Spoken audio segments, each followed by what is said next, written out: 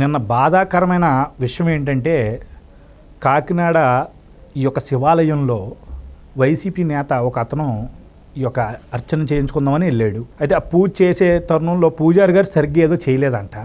అంటే వయసు మళ్ళింది ఆయనకి, చాలా పెద్ద అతను. ఏదో కొన్ని అంటే ఒక లీడర్ వచ్చినప్పుడు ఇలా ట్రీట్ చేయాలి అలా ట్రీట్ చేయాలని వాళ్ళకి తెలియదు కదా పాపం. గర్భగుడిలో పనిచేస్తాడంట ఆయన, అంటే దేవుడి దగ్గర పనిచేస్తాడు. ఆయన్ని చాలా కిరాతకంగా పూజ సరిగ్గా చేయలేదని చెప్పి కాల్తో తన్నాడంటే వైసీపీ నేత. అంటే ఈ పార్టీ చూసుకున్నప్పుడు వైసీపీది పైనుంచి కింద దాకా ఒకే భావజాలం, అరాచక భావజాలం, same mind sets at one place లాగా ఈరోజు వైసీపీ తీరు తయారైంది. అయితే ఆ వైసీపీ నేత పేరు సిరియాల చంద్రరావు అంట. ఎంత ఖండకావరం ఏంటి ఒకసారి మనం ఆలోచించుకోవాలి. ఏదో అక్కడ అర్చకత్వం చేసుకుంటూ దేవుడికి సేవ చేసుకుంటూ ఆయన జీవన శైలిని కొనసాగిస్తున్నటువంటి ఒక వృద్ధుడి మీద దాడి చేయడం అనేది ఎంతవరకు కరెక్ట్? అదేవిధంగా ఈరోజు ఆర్థిక సంఘాలు కూడా దీన్ని ఖండిస్తున్నాయి, చాలా తీవ్రంగా స్పందిస్తున్నాయి. మీ అభిప్రాయం ఏంటి? ఎందుకు వైసీపీ వారికి ఇంత అహంకారం వచ్చింది? అంటే జగన్మోహన్ రెడ్డికి ఉందంటే అతను ఈరోజు బాగా సంపాదించిన డబ్బు అనుకోవచ్చు. మరి ఇక్కడ కింద కేడర్ కూడా ఇదే తరహాలో మనం చూస్తున్నాం. అదే ప్రాంతంలో గతంలో కూడా ఈ యొక్క అనంతబాబు మనిషిని చంపేసి డోల్డేర్లీ కూడా చేశాడు. ఎందుకు కింద దాకా కూడా అదే అహంకారం, అదే ఖండకావరం, అదే దుర్మార్గమైనటువంటి ఈ శైలితో ముందుకు సాగుతున్నారు? వైసీపీ వారికి ఎందుకు ఇలా తయారయ్యారంటారు వీళ్ళందరూ? మా అంతటోడు లేడు, మాకు తిరుగులేదు, మా పెత్తనం ఫర్ ఎవర్ అంటే శాశ్వతం అన్నట్టుగా వాళ్ళు ఒక రకమైన మైండ్ సెట్లోకి వెళ్ళిపోయారు. పైగా ఇలాంటి వికృత స్వభావం, వికృత చేష్టలో పైశాచిక మనస్తత్వం, ఈ క్రూర చర్యలు ఉంటేనే వాళ్ళకి క్వాలిఫికేషన్. ఇప్పుడు సపోజ్ ఏదైనా ఉద్యోగం కావాలనుకో, బీఏ చదవాలి, లేకపోతే ఎంఏ చదవాలి, ఎంటెక్ చదవాలి, బీటెక్ చదవాలి, ఇలాగే ఉంటాయి కదా. అలాగా ఈ పార్టీలో ఉండాలంటే ఈ క్వాలిఫికేషన్స్ అన్నీ ఉండాలి. ఆల్ సైకోస్ ఆర్ అండర్ వన్ రూఫ్. ఈ శాస్త్రలు అవి చూస్తుంటే అలాగే అనిపిస్తుంది. ఇప్పుడు దేవాలయం నిత్యం ఆ దేవస్థానాన్ని నమ్ముకుని అక్కడ ఒక కుటుంబమో ఒక బృందమో ఆ దేవుడికి నిత్య కైంకర్యాలు చేసుకుంటా వచ్చిన భక్తులకి తీర్థప్రసాదాలు అందించి వాళ్ళ తరపున, నీ రాదు కదా, నా నాలుగు తిరగదు కదా, నీ తరపున వాళ్ళ విద్వత్తుని, విద్యని, వాళ్ళ జ్ఞానాన్ని మన కోసం, మన తరపున. ఇప్పుడు నీ కేసు ఉంది, లాయర్ వాదిస్తాడు కదా, జడ్జి దగ్గరికి వెళ్ళి యువర్ ఆనర్ అని నువ్వు మాట్లాడతాను ఉండదు కదా, నీ తరపున లాయర్ మాట్లాడతాడు కదా. సేమ్ భగవంతుడికి భక్తునికి మధ్య అనుసంధానంగా వాళ్ళు మన నాలుక మందానికి మన అపశృతులు, అపస్వరాలు, అపశబ్దాలు పలుకుతాం కదా మనం, అది ప్రమాదం. మంత్రోచ్చారణ స్పష్టంగా అపస్వరం రాకుండా, అపశబ్దాలు లేకుండా పలకాల, లేకపోతే అది తిరిగి ప్రమాదం. కాబట్టి వాళ్ళు మన తరపున దేవుడికి మన విజ్ఞప్తిని, మన భక్తి పార్వస్యాన్ని వాళ్ళకి ట్రాన్స్ఫర్ చేస్తారు దేవుడికి. దీన్ని చాలామంది తేలిగ్గా భావిస్తారు. ఏదో 4 రూపాయలు దక్షిణేస్తున్నాం, సటగోపం పెట్టించుకుంటాం, వాళ్ళు మన కింద ఉండాల్సిన వాళ్ళు అన్నట్టుగా వాళ్ళని అగౌరవపరిచి కానీ అవమానపరిచి కానీ వాళ్ళ మీద మనం ఐ హ్యాండెడ్ అని అనుకుంటాం. కానీ చాలా పొరపాటు, తప్పు, పాపం. నీకు ఓ విషయం చెప్తాను చూడు. బాలకృష్ణ గారితో సినిమా వచ్చింది, ఈ జయసింహ ఏదో. అందులో ఒక దేవాలయం, ఒక అర్చకుడి మీద ఇలాగే ఒక రాజకీయ నాయకుడు దుర్మార్గం చేస్తే బాలకృష్ణ గారు ఒక 10-15 నిమిషాలు ఒక ఎపిసోడ్ ఉంటుంది. ఒక అద్భుతమైన ఎపిసోడ్. అసలు ఏంటి అర్చకులు, నీ డబ్బు ఉండొచ్చు, వాళ్ళకి జ్ఞానం ఉంది, దైవ బలం, మంత్రబలం, దీని గురించి చాలా వివరంగా చెప్పాడు ఆయన. ఒక అద్భుతం. మనకి వీళ్ళకి మూర్ఖులు వీళ్ళు. ఎలాగుంటుందంటే, తివిరి ఇసుము నుంచి తైలంబు తీయవచ్చు, తిరిగి కుందేటి కొమ్ము సాధించవచ్చు, చేరి మూర్ఖుని మనసు రంజింపచేయజాలమే అంటారు. అంటే ఇలా ఈ మూర్ఖత్వానికి, రావు గోపాలరావు గారి సినిమా అంటారు, మూర్ఖత్వానికి నమూనారా నువ్వు అంటాడు. అలాంటి వాళ్ళు వీళ్ళంతా. అసలు అర్చక స్వాములు, అయ్యవార్లు, వాళ్ళు నిరంతరం భగవంతుని సమక్షంలో మనం నమ్ముతాం కదా. నువ్వు శివాలయానికి అర్చన కోసం, అభిషేకం కోసం వెళ్ళావంటే నీకు నమ్మకం ఉంది, నువ్వు హైందవ ధర్మాన్ని పాటిస్తున్నావు. హైందవ ధర్మాన్ని పాటిస్తున్నప్పుడు పాపపుణ్యాల పట్ల నీకు భీతి, బెంగ, భయం అన్నీ ఉన్నాయి.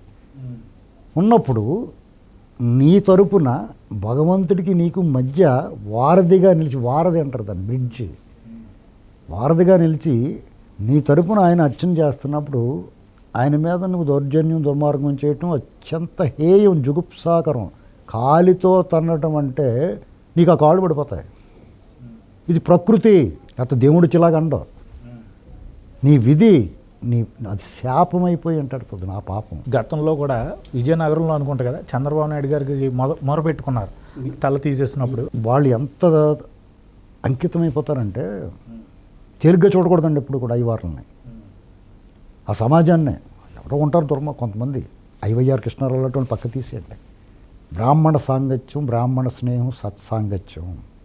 ఎందుకంటే నా స్నేహితులు చాలామంది బ్రాహ్మణ్స్ ఉన్నారు, నా చిన్నప్పటి నుంచి, ఒకటో తరగతి నుంచి. నాకు ఎప్పుడు వాళ్ళలో ఈ రకమైన విద్వేషభావం కానీ, దుర్మార్గం కానీ, అరాచకం కానీ, ఎదటివాడు పాడైపోవాలన్న కోరికలు కానీ ఎప్పుడు చూడలే. అందరూ బాగుండాలిరా అన్నట్టుగానే ఉండేవారు వాళ్ళు. నా రూమ్మేట్ ఒక ఆయన ఉండేవాడు. ఇలాగా అసలు ఎందుకు ఈ రకమైన ఈ రాజశేఖర రెడ్డి ఇలాంటి బ్యాచ్ కొంతమంది అగ్గెట్టేశారు కులాల మధ్య. ఆ భావజాలాన్ని పెంచి పోషించారు. ఆ బ్రాహ్మణులకి ఇక్కడ పార్టీల వారిగా కూడా చూడండి, తెలుగుదేశం పార్టీని కొంతమంది ద్వేషిస్తారు. కారణం ఏంటి? ఎన్టీ రామారావు గారు వాళ్ళని ఏదో కించపరిచారు అన్నట్టు కాదు. అసలు జరిగింది ఎవరిని, ఆ సామాజిక వర్గాన్ని వేధించింది ఎక్కువ కాంగ్రెస్ పార్టీలో ఉన్న రెడ్లే. నీల సంజయ్ రెడ్డి గారి నుంచి అందరినీ చూసుకోండి. పివి నరసింహరావు గారిని అంత ఏపుడేసేసారు, టంగుటూరు ప్రకాశం పంతులు గారిని అంత ఇబ్బంది పెట్టేశారు. వాళ్ళు అసలు పదవులు చేరిచ్చారా? వీళ్ళేమో విచిత్రంగా టీడీపీ మీద పడి ఉంటారు. శ్రీశైలంలో కూడా దాడి చేశారండి. జగన్మోహన్ రెడ్డి గారు ప్రభుత్వం వచ్చిన తర్వాత ఆయన్ని నిజంగానే కావాలనుకున్నారు వీళ్ళంతా. దళితులు కావాలనుకున్నారు, వాళ్ళ మీద దాడులు జరిగినాయి. మైనార్టీలు కావాలనుకున్నారు, వాళ్ళ మీద దాడులు జరిగినాయి. ఏకంగా ఆత్మహత్యలు కుటుంబాలు చేసేసుకున్నాయి. అలాగే ఈ రమణ దీక్షితుల వాళ్ళ వల్ల ఈ మొన్న టర్మ్లో జగన్మోహన్ రెడ్డి గారికి వీళ్ళందరూ సపోర్ట్ చేశారు. ఎవరైతే సపోర్ట్ చేశారో వాళ్ళు వెన్నులో పిడిబాకు గుచ్చాడైనా, ఎదిరించిన వాడు గుండెలో పొడిచాడు, నమ్మిన వాళ్ళు నమ్మించి మోసం చేసి వెన్నులో పిడిబాకు గుచ్చాడు. ఇవన్నీ ఒక రకమైతే అసలు వాళ్ళు ఏంటయ్యా నువ్వు అసలు ఇప్పుడు నీ పెళ్లి చేయాలా, నీకు దినం చేయాలంటే కూడా వాళ్ళు ఉండాలి కదా, అవునా కదా? నువ్వు పుట్టిన కాడి నుంచి నీ బతుకేటి, ప్రతి ఒడి జాతకాలు నమ్ముతాడు కదా. అది నువ్వు ఏ జన్మ నక్షత్రంలో పుట్టు, ఏంటి నీ కర్మలు ఎలాగ ఉన్నాయి, నీ బతుకు ఎలా ఉంటుంది అనేటువంటిది నువ్వు తెల్లారు లేగితే వాళ్ళు కాళ్ళకాడ ఉంటావు, వాళ్ళ పాదాలు నమస్కారం చేస్తావు. నేను చేస్తాను. నాకేం మా గురువుగారు ఉన్నాడు, మా పంతులు గారు. నేను ఆయన్ని నాతో పాటు చిన్నప్పుడు నా ఏజ్ గ్రూపే అయినా సరే ఆయనతో పాటు ఆడుకున్నాను నేను. అయినా సరే నేను నా గురువుగానే భావిస్తాను, పాదాలు నమస్కారం చేస్తాను. నేను ఎవరికి చేయను, ఆయనకే చేస్తాను. అలాగా నువ్వు వాళ్ళ పట్ల నువ్వు గౌరవుడు, నువ్వు వాళ్ళకి ఆశీర్వాదం, ఒక మంచి మాట, వాక్శుద్ధి గల ఒక సద్బ్రాహ్మణి నోట్లోంచి ఒక మంచి మాట నీ గురించి వచ్చిందంటే అది నీకు ఎంతో మేలు జరుగుద్ది.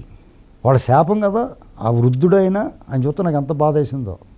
ఇప్పుడు నిస్సహాయుడి మీద, వాళ్ళు నిస్సహాయాలు కాదు, అత్యంత శక్తివంతులు. నీకు ఎలా కనిపిస్తారు నిస్సహాయుల్లాగానే. ఏదో ఒక గుళ్ళు, అది పురాతనమైన దేవాలయం. ఆ దేవాలయానికి ఎంతో ప్రాశస్త్యం ఉంటే తప్ప అక్కడ విలువ ఏదో నమ్మకం లేకపోతే అది ఎందుకు ఆకర్షిస్తుంది? అక్కడికి అనేక మంది భక్తులు వస్తూ ఉంటారు. అటువంటి ప్రదేశంలో ఆయన నిత్యం స్వామివారిని స్పృశించి అర్చించి ఆరాధించి తరించిన వ్యక్తిని నీ భ్రష్టు పాదాలతోటి, మురికి పాదాలతోటి ఆయన మీద కాలు ఎత్తామంటే ఆ కాళ్ళు పడిపోకుండా ఎందుకుంటాయి? ఇది నేను వాళ్ళ మీద ఏదో కబాలను కొత్తగా ప్రేమ వచ్చింది కానీ నాకు వాళ్ళ పట్ల ఉన్న భావన అది. ఒక మంచి మాట, నువ్వు అయ్యవారు అంటే నువ్వు తల ఉంచుకుంటే నేను ఎత్తిమేసి అట్టుకోపం పెట్టి నిన్ను 4 అక్షంతలు వేసి నిన్ను ఆశీర్వదిస్తాను, నువ్వు బాగుండాలయ్యా అని. 10 మంది మాట్లాడిన మాట పాడియే చెల్తుంది, మాట మంత్రమైపోద్ది. అది నేను అందుకునే సర్వభ్రష్టులు అయిపోవడం. కానీ ఇంత దరిద్రం పట్టేసుకుంటాం. ఇప్పుడు ఇంత మ్యాండేట్తో గెలిచినోడు జగన్మోహన్ రెడ్డి ఇవాళ ఇంటికి సర్దేసుకుంటున్నాడంటే కారణం ఏంటనుకుంటున్నారు? ఇలాంటి విపరీత చేష్టలు, పోకడలు, దుర్మార్గం, అరాచకం, అన్యాయం, అక్రమం, ఆక్రమణలు, దాడులు, వేట, వెంటాడ్డాలు, ఇన్ని రకాలు ఉన్నప్పుడు నేను చెప్పాను కదా, ఆల్ సైకోస్ ఆర్ అండర్ వన్ రూఫ్. ఈ ఏ గూటి పక్షులు ఆ గూటికి చేరతాయన్నట్లు అందరూ ఓ పక్క చేరిపోయారు. వాళ్ళు అంతకన్నా మంచిగా ఉంటారని నువ్వు భావించవద్దు, వాళ్ళు అలాగే ఉంటారు. ఈ సమాజం, నువ్వు నిత్యం దేవుణ్ణి దర్శిస్తావు, స్వామివారు, అది ఏ స్వామివారైనా వాళ్ళకి అభిషేకాలు చేయంతో, అర్చన చేయిస్తావు. వాళ్ళకి నీ ఉదయం లేచిన తర్వాత రకరకాల దైవ కార్యక్రమాలు, నువ్వు ఇంట్లో దండం పెట్టుకునే వాళ్ళు ఉంటారు, గుడికి కంపల్సరీగా వెళ్ళి గుడికి వెళ్ళి ప్రశాంతంగా జ్ఞానం చేసుకునే వాళ్ళు ఉంటారు. ఇక్కడ ఆ దైవ సన్నిధిలో ఉన్న వ్యక్తిని దైవంగా భావించాలి. మనం దైవానికి ప్రతిరూపంగా నేను భావిస్తాను. వాళ్ళని కాదు, బ్రాహ్మణులందరినీ గౌరవిస్తాను. కొంతమంది ఐవైఆర్ కృష్ణారావు లాంటి కొంతమందిని ఏరిపెట్టి వాళ్ళని దయ్యాల్లాగా చూస్తాను నేను. దయ్యం ఉన్నప్పుడు దయ్యం కూడా ఉంటుంది కదా, అలాగనమాట. ఆ స్వామివారి పవిత్ర ప్రదేశంలో ఉండి అతని మీద నువ్వు కాలు ఎత్తేవంటే ఇది ఆ సంఘాలే కాదు, అర్చక సంఘాలు, బ్రాహ్మణ సంఘాలే కాదు, ఈ సమాజం స్పందించాలి. ఈ సమాజమే స్పందించాలి.